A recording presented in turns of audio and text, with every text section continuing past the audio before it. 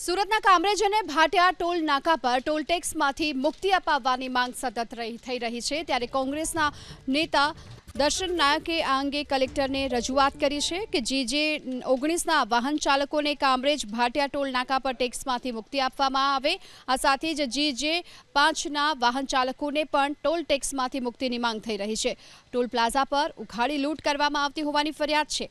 Kamrej Tapi bridge બંધ થતા 3 toll plaza પર ટોલ ચૂકવવા માટે ચાલકો મજબૂર છે કે કામરેજ 4 રસ્તા પર ટોલ લેવામાં આવે છે અને કીમ ખાતે જે બ્રિજ જે બનાવવામાં આવ્યો છે, જે હાઈવે બનાવવામાં આવ્યો છે એ સંપૂર્ણ રીતે એને ખુલ્લો મૂકવામાં આવ્યો નથી। ફક્ત 12 કિલોમીટર સુધી એની પલસાણા સુધી ખુલ્લો મૂકવામાં આવ્યો છે અને ત્યાં પણ આજથી જ 75 થી 95 રૂપિયાથી 325 રૂપિયા સુધીનો ટોલ લેવાની શરૂઆત આજથી વાહન ચાલકોની કરી છે।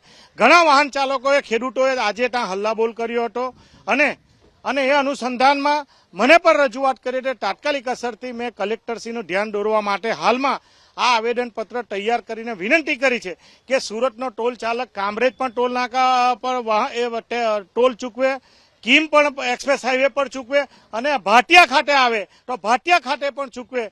મને નવાઈની વાત એ છે કે સરકારના પ્રતિનિધિઓ, સંસદ સભ્યો કેમ ચૂપ છે? કલેક્ટરશ્રી જાહેરનામું બહાર પાડતા હોય અને એ ફક્ત 1 મહિના માટે સરકારશ્રીની બેદરકારીને લીધે જે બ્રિજ બંધ કરવામાં આવ્યો તો લોકોને અગવડતા પડવા માટે સુરતનો નાગરિક સમગ્ર રીતે તમે જો તો 50 કિલોમીટરનો ચક્રાઓ પણ ખાય છે। એ અનુસંધાનમાં ટોલ લેવામાં રદ કરવામાં આવે, GJ5 અને GJ19 મુક્તિ મળે એના માટેની મેં આજે રજૂઆત કરવા માટે જઈ રહ્યો છું।